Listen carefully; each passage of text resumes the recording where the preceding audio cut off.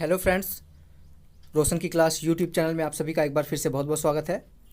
आज की इस वीडियो में हम देखने वाले हैं पाठ्य योजना, इकाई पाठ्य योजना, वार्षिक पाठ्य योजना या फिर सूक्ष्म शिक्षण पाठ्य योजना में डिफरेंस क्या होता है। सभी को पता तो होता है कि ये सारी चीज़ें होती क्या हैं, बट इसकी बारीकियाँ नहीं पता होती हैं कि इसमें अंतर क्या होता है। काफ़ी लोग मुझे कमेंट बॉक्स में पूछते हैं कि पाठ्य योजना और इकाई पाठ्य योजना यानी कि लेसन प्लान और यूनिट लेसन प्लान में अंतर क्या होता है, क्योंकि दोनों का जो बनाने का फॉर्मेट है लगभग एक ही जैसा है, मिलता जुलता है। तो उसमें क्या अंतर है, मैं आज की इस वीडियो को अगर आप पूरा देखते हैं, मैं ये कह सकता हूँ कि आपको ये जानकारी हो जाएगी कि पाठ्य योजना और इकाई पाठ्य योजना, या फिर आप वार्षिक पाठ्य योजना के बारे में भी जानना चाहते हैं या फिर आप सूक्ष्म शिक्षण पाठ्य योजना के बारे में जानना चाहते हैं, तो इस वीडियो में सारी जानकारी आपको प्राप्त हो जाएगी। तो चलिए दोस्तों, देखते हैं कि क्या होता है इसके बीच मुख्य अंतर। यहाँ पर आप देखिए, सबसे पहले पाठ्य योजना लिखा गया है। पाठ्य योजना को दैनिक पाठ्य योजना भी कहा जाता है, तो इसके नाम से ही क्लियर होता है कि ये एक दिन के लिए पाठ्य योजना बनाई जाती है। यानी कि यहाँ पे देख लीजिए, लिखा गया है ऐसी योजना जो सिर्फ एक दिन या कालांश लिखा गया है, तो सिर्फ यहाँ पे एक कालांश की बात हो रही है, के लिए निर्मित की जाती है। उसको क्या कहते हैं? पाठ्य योजना कहते हैं।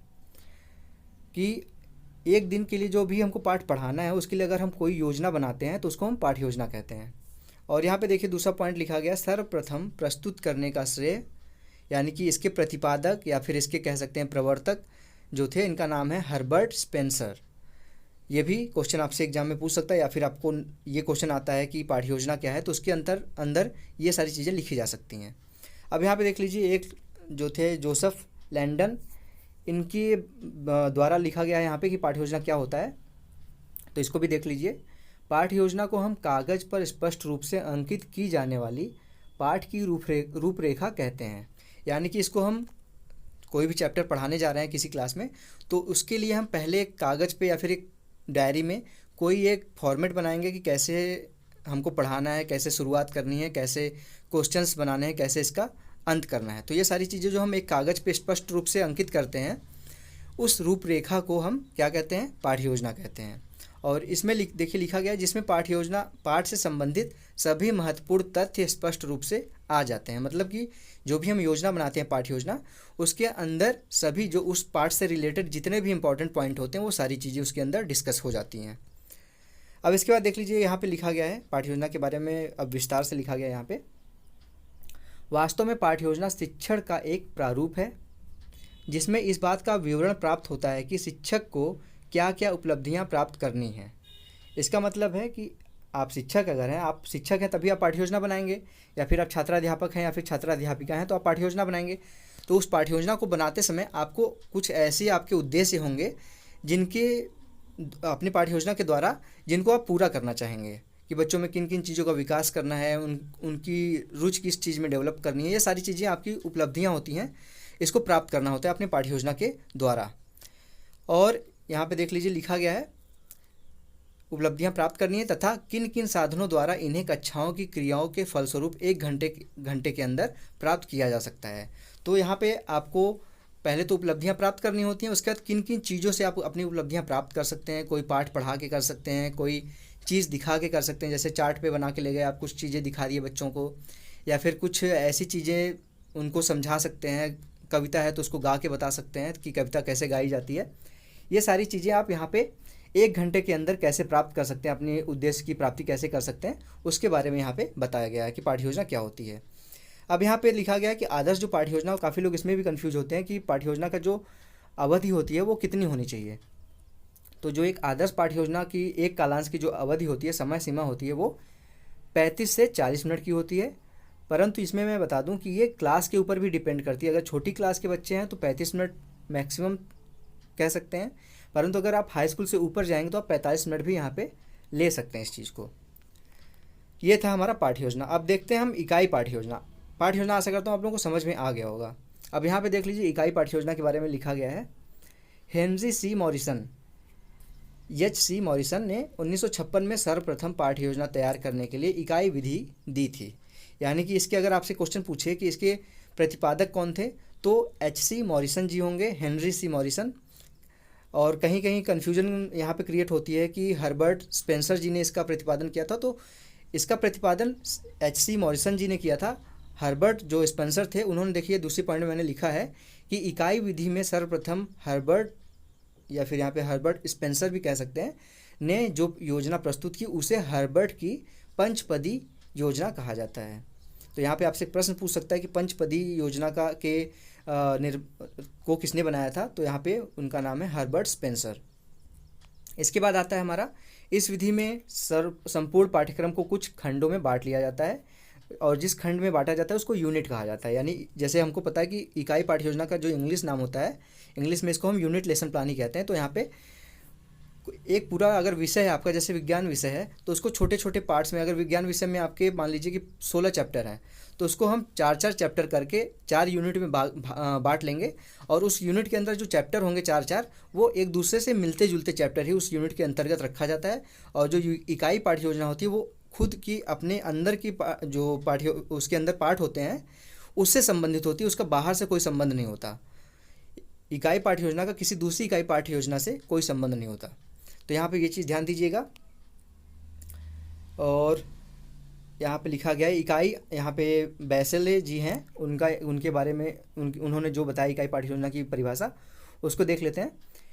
इकाई अनुभवों तथा सूचनाओं के उस संगठन को कहते हैं जो सीखने वाले, यानी सीखने वाला कौन होगा, छात्र होंगे, के लिए महत्वपूर्ण परिणाम उत्पन्न करने में सहायक हो।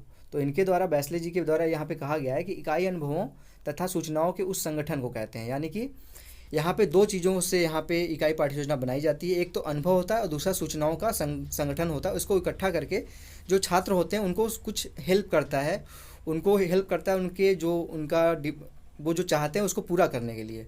तो इसको इकाई पाठ्य योजना कहते हैं। ये था बैसले जी का परिभाषा। अब यहाँ पे देख लीजिए, इकाई पाठ्य योजना है उसको 2 भागों में बांटा गया है, विषय वस्तु की इकाई पाठ्य योजना और दूसरा है अनुभव केंद्रित पाठ्य योजना, इकाई पाठ्य योजना। तो यहाँ पे विषय वस्तु से मतलब है कि यहाँ पे कोई ऐसा सामान होगा जिसके द्वारा हम इकाई पाठ्य योजना बनाएंगे। जैसे यहाँ पे देख लीजिए, विभिन्न पाठों, सिद्धांतों, नियमों तथा सूत्रों पर आधारित।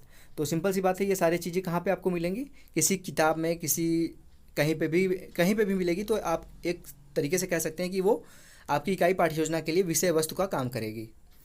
अब दूसरा इसमें है अनुभव केंद्रित। जैसा नाम इसका है कि किसी व्यक्ति को अनुभव होगा तो उसके द्वारा वो इकाई पाठ्य योजना बनाएगा। यहाँ पे देख लीजिए, लिखा गया है विषय वस्तु का चयन समस्या हल करने की योजना को विकसित करने वाले अनुभव पे आधारित होता है, या फिर अनुभव के आधार पर किया जाता है। कि अगर हमको पढ़ाना है कोई चैप्टर तो हम उसको चयन कैसे करेंगे, वो अपने अनुभव पे, अगर किसी टीचर को अच्छा अनुभव होगा तभी उसका अच्छे से चयन कर पाएगा। ये था इकाई पाठ्य योजना। इसके बाद 2 पॉइंट यहाँ पे और देख लीजिए। यहाँ पे देख लीजिए, लिखा गया कालांशों की संख्या। तो जो पाठ्य योजना थी उसमें सिर्फ 1 कालांश था, और जो इकाई पाठ्य योजना होगी इसमें कम से कम 2 कालांश होने चाहिए, या फिर 2 से ज़्यादा कालांश होने चाहिए। इसकी ये कम से कम रिक्वायरमेंट होती है। इतना चीज़ होना ज़रूरी है कि कम से कम 2 कालांश मिला के, अगर 2 कालांश में कोई चैप्टर पढ़ाते हैं, या कोई 2-3 चैप्टर आप 2-3 कालांश मिला के पढ़ाते हैं, तो वहाँ पे आपका इकाई पाठ्य योजना वो बनेगा। उसके बाद यहाँ पे देख लीजिए, लिखा गया है इकाई पाठ्य योजना के प्रारूप में अंतिम बिंदु मूल्यांकन और गृह कार्य है। आपने पाठ्य योजना बनाई होगी, उसमें देखा होगा कि लास्ट में क्या आता है। सबसे आप फॉर्मेट बनाते हैं अगर, तो लास्ट में आप क्या देते हैं, पाठ्य योजना के गृह कार्य देते हैं।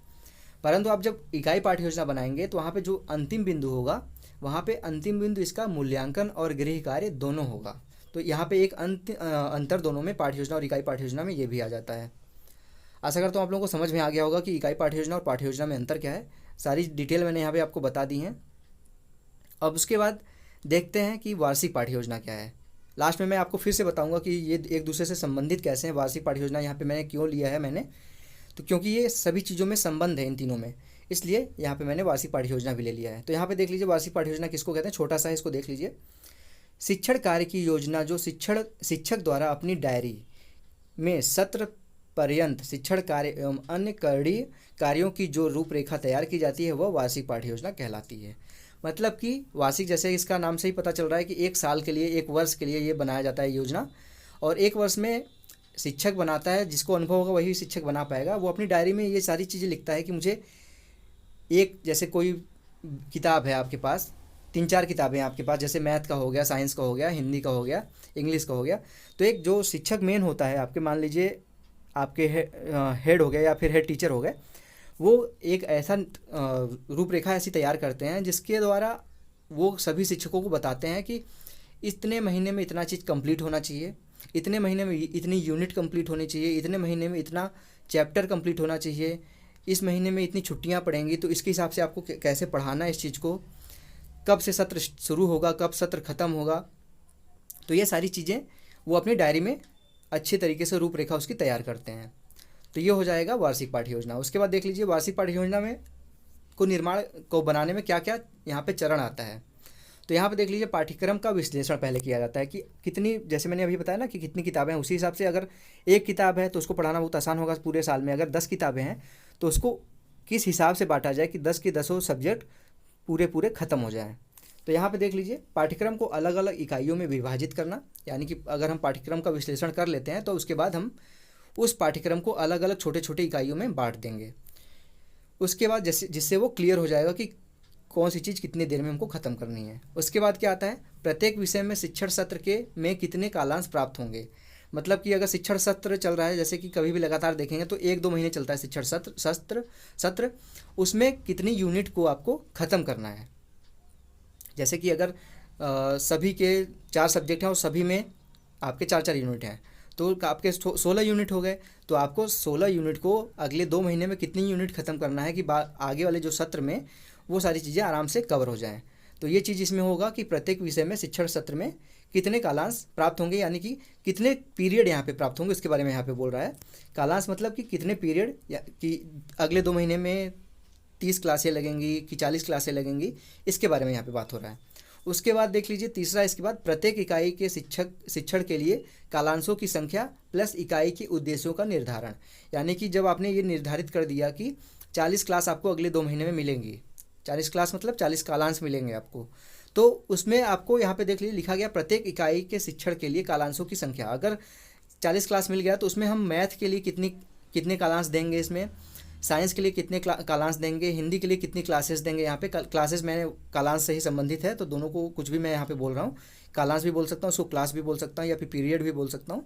1 घंटे से यहाँ पे मतलब है। तो उसके बाद क्या होगा कि इतने यहाँ पे हमने ये समझ लिया कि हमको 40 घंटे हमारे पास, तो उसको उसी हिसाब से डिवाइड कर दिया प्रत्येक कालांश के लिए, प्रत्येक सब्जेक्ट के लिए। उसके बाद इसी में हमको अपने उद्देश्यों का निर्धारण भी करना होता है कि अगर आप कोई चैप्टर पढ़ा रहे हैं, इतने दिन में पढ़ाएंगे तो हम बच्चों को क्या सिखाना चाहते हैं, तो वो क्या उतने पीरियड में वो सीख पाएंगे। तो इस चीज़ का भी निर्धारण, इस तरीके के उद्देश्यों का निर्धारण भी इसी में कर लिया जाता है। उसके बाद इसके बाद आता है वार्षिक पाठ्य योजना के सत्र। उसके बाद लास्ट में जब ये सारी चीज़ें हो जाएंगी तो ये तो 2 महीने का आपने कर लिया एक बार कि इतने 2 महीने या 3 महीने जितने का भी आप है एक बार बना लिए। अब उसी के बाद आपको कितने सत्र मिलेंगे जैसे कि 2-2 महीने या 3-3 महीने का एक सत्र होता है, तो उस टाइप के एक साल में कितनी बार सत्र हम आपको मिलेंगे, कितनी छुट्टियाँ होंगी, ये सारी चीज़ें उसके बाद आपको कन्फर्म करनी होंगी। तो यहाँ पे जैसे नॉर्मल सत्र होता है वो जुलाई से लेके सितंबर तक होता है, फिर अक्टूबर से लेके दिसंबर तक होता है, फिर जनवरी से लेके अप्रैल तक होता है। ये तीनों सत्र नॉर्मल तरीके से शिक्षकों को प्राप्त होती हैं कॉलेज में। तो ये था आपका वार्षिक पाठ्य योजना। अब इसके बाद लास्ट आता है आपका सूक्ष्म शिक्षण पाठ्य योजना। सूक्ष्म शिक्षण पाठ्य योजना का वार्षिक पाठ्य योजना, दैनिक पाठ्य योजना या फिर इकाई पाठ्य योजना से कोई संबंध नहीं है उतना। मेन वो तीनों चीज़ें होती हैं। यहाँ पे जो सूक्ष्म शिक्षण पाठ्य योजना होती है, इसमें मैं मोटा मोटा आपको बता दूं कि इसमें शिक्षक का खुद का प्रशिक्षण होता है। डायरेक्ट आपको अगर टीचर बनने जा रहे हैं तो आपको डायरेक्ट तो पढ़ाने के लिए दे दिया नहीं जाएगा कोई क्लास, आपका पहले प्रशिक्षण होगा। उस प्रशिक्षण में आपका जो निरीक्षण करेगा उसको लगेगा कि आप निपुण हो गए, तो उसके बाद आपको क्लास दे दिया जाएगा। तो यहाँ पे देख लीजिए लिखा गया है सूक्ष्म शिक्षण अध्यापक प्रशिक्षण की एक प्रक्रिया है। ठीक, मतलब कि सूक्ष्म शिक्षण जो है वो अध्यापकों के लिए प्रशिक्षण की एक प्रक्रिया है जिसमें कक्षा का आकार, शिक्षण कालांश तथा प्रकरण सभी छोटे होते हैं। मतलब इसमें ऐसा नहीं होता कि आपको 40 मिनट की क्लास या 35 मिनट की क्लास दे दी जाती है। इसमें एक छोटे से प्रकरण के ऊपर एक क्वेश्चन मान लीजिए दे दिया गया, उसको 5 से 10 मिनट के अंदर आपको समझाना होगा। जो आपके सामने स्टूडेंट बैठे हैं या फिर आपके सामने टीचर बैठा है उसको समझाना होगा, जैसे स्टूडेंट को आप समझा सकते हैं। और इसका आकार जैसे मैंने बताया एक छोटा सा प्रश्न होगा तो आकार से यहाँ पे उसको मतलब है। शिक्षण कालांश मतलब कि आपका 40 मिनट का क्लास नहीं होगा, सिर्फ 5 से 10 मिनट की क्लास होगी। और प्रकरण मतलब कि आपको बहुत छोटी संक्षिप्त में उस चीज़ को बताना है। और इसको प्रतिपादित किसने किया था, इस परिभाषा को, क्लिफ तथा उनके सहयोगी ने। अब उसके बाद देख लीजिए यहाँ पे लिखा गया है यह एक कौशल आधारित पाठ्य योजना है, यानी कि जो सूक्ष्म शिक्षण पाठ्य योजना होती है उसमें कई प्रकार के कौशल होते हैं। उस कौशलों को मिला के यहाँ पे एक शिक्षक उन सारे कौशलों को सीख के एक अच्छा शिक्षक बनता है यहाँ पे। और ये जो होती है वो 5 से 10 मिनट की होती है। यहाँ पे देख लीजिए प्रमुख कौशल के बारे में लिखा गया, सूक्ष्म शिक्षण के प्रमुख कौशल। पहला है उद्देश्य लेखन कौशल। आपका उद्देश्य क्या है उस पाठ को पढ़ाने का या फिर उस बच्चे को पढ़ाने का आपका उद्देश्य क्या है। उसके बाद प्रस्तावना कौशल। प्रस्तावना कौशल का मतलब है कि बच्चों के पूर्व ज्ञान से वर्तमान ज्ञान को जोड़ना, प्रस्तावना का यही मतलब होता है। उसके बाद व्याख्या कौशल, मतलब कि आपने जो प्रस्तावना के आपका जो उद्देश्य था जो इस पाठ को पढ़ाने का, अब उसकी व्याख्या देंगे। अनुशीलन प्रश्नीकरण, मतलब आप पढ़ाने के बाद ये देखेंगे कि बच्चे उसका उत्तर दे पा रहे हैं कि नहीं दे पा रहे हैं, कुछ प्रश्न करेंगे, मूल्यांकन करेंगे उस चीज़ का। उसके बाद उद्दीपन परिवर्तन कौशल है, मतलब कि उसको पढ़ाने के बाद बच्चों में देखेंगे कि क्या परिवर्तन आया है उनके अंदर क्या विकास हुआ है। उसके बाद आता है पुनर्बलन कौशल। अगर उन्होंने आपके पूछे गए प्रश्नों का उत्तर अच्छे से दिया है तो उनको शाबाशी दीजिए, उनका प्रोत्साहन करिए। ये सारी चीज़ें होती हैं सूक्ष्म शिक्षण के कौशल। आशा करता हूँ आप लोगों को यहाँ तक समझ में आ गया होगा। यहाँ पे देख लीजिए लास्ट में एक चीज़ और है, श्यामपट्ट प्रयोग कौशल, मतलब कि सारी कौशल आपको प्राप्त हो गए हैं, परंतु अगर आपके पास श्यामपट्ट प्रयोग कौशल नहीं है तो आप अच्छे से नहीं लिख पाएंगे। कभी कभी सीधे लिखने की कोशिश करेंगे तो कभी कभी लाइन ऊपर भाग जाएगी, कभी कभी नीचे चली जाएगी, कभी कभी मात्राएं गलत हो जाएंगी आपसे। तो ये सारी चीज़ें श्यामपट्ट प्रयोग कौशल करने के बाद ही, प्रशिक्षण लेने के बाद ही एक शिक्षक को प्राप्त होती हैं। तो ये था श्यामपट्ट प्रयोग कौशल। इसी के साथ यहाँ पे हमारा सूक्ष्म शिक्षण खत्म होता है। अब सारी चीज़ें यहाँ पे खत्म हो गई हैं। आपका पाठ्य योजना खत्म हो गया, इकाई पाठ्य योजना खत्म हो गया, वार्षिक पाठ्य योजना खत्म हो गया और सूक्ष्म शिक्षण पाठ्य योजना भी यहाँ पे समाप्त हो गया है। तो यहाँ पे मैं बता दूँ कि जो सूक्ष्म शिक्षण के अलावा जो तीनों थे, वार्षिक पाठ्य योजना, इकाई पाठ्य योजना या फिर पाठ्य योजना, तीनों में एक संबंध क्या है, इसमें मैं संबंध यहाँ पे बताना चाह रहा था आपको कि वार्षिक पाठ्य योजना होती है जो पूरे साल के लिए बनाई जाती है। सबसे बड़ा इसको कह सकते हैं एक तरीके से, सबसे बड़ी जो योजना होती है ये होती है वार्षिक पाठ्य योजना। अब उसके अंदर जो छोटी, उस वार्षिक पाठ्य योजना से जो छोटी योजना होती है उसको कहते हैं इकाई पाठ्य योजना। इकाई पाठ्य योजना मतलब कि वार्षिक पाठ्य योजना में सारी चीज़ें जब हम यहाँ पे विश्लेषण कर लेते हैं तो उसके बाद इकाई पाठ्य योजना में उसको हम तोड़ देते हैं। तो अब उसके बाद हमको इकाई पाठ्य योजना को देखना होता है। अब इसके बाद इकाई पाठ्य योजना के बाद हमको फिर उसको तोड़ना होता है पाठ्य योजना में। तो ये एक दूसरे से संबंधित है। वार्षिक पाठ्य योजना सबसे बड़ी, फिर उसके बाद इकाई पाठ्य योजना और सबसे छोटी आपकी पाठ्य योजना। सूक्ष्म शिक्षण से आपको कोई लेना देना नहीं है इन तीनों में। तो ये था यहाँ पे पाठ्य योजना, इकाई पाठ्य योजना और वार्षिक पाठ्य योजना और सूक्ष्म शिक्षण पाठ्य योजना में अंतर क्या होता है उसके बारे में इस वीडियो में मैंने बता दिया। काफ़ी लोगों को, मुझे लग रहा था कि काफ़ी लोगों को इस चीज़ की ज़रूरत है, तो मैं यहाँ पे काफ़ी दिनों से कोशिश कर रहा था कि आप लोगों के लिए ये वीडियो बना दूँ। तो आप लोगों के लिए आज ये वीडियो आप लोगों के लिए मैं लेके आया हूँ। आशा करता हूँ आप लोगों को पसंद आएगा ये वीडियो। और अगर आप लोगों को कोई भी कन्फ्यूजन है तो मुझे कमेंट बॉक्स में पूछ सकते हैं, या फिर फेसबुक पेज पर जाके, रोशन की क्लास फेसबुक पेज पर जाके वहाँ पर भी मुझसे मैसेज के द्वारा पूछ सकते हैं, बात कर सकते हैं। मैं आपके सारे कन्फ्यूजन्स को वहाँ पर दूर कर सकता हूँ। तो दोस्तों मिलते हैं नेक्स्ट वीडियो में, तब तक के लिए आप लोगों का बहुत बहुत धन्यवाद। जय हिंद, वंदे मातरम। इस वीडियो को बस लाइक कर दीजिएगा दोस्तों, और अगर रोशन की क्लास यूट्यूब चैनल को अभी तक सब्सक्राइब नहीं किए हैं तो सब्सक्राइब कर दीजिएगा, नीचे लाल कलर का सब्सक्राइब बटन आ रहा होगा। तो दोस्तों मिलते हैं नेक्स्ट वीडियो में। जय हिंद।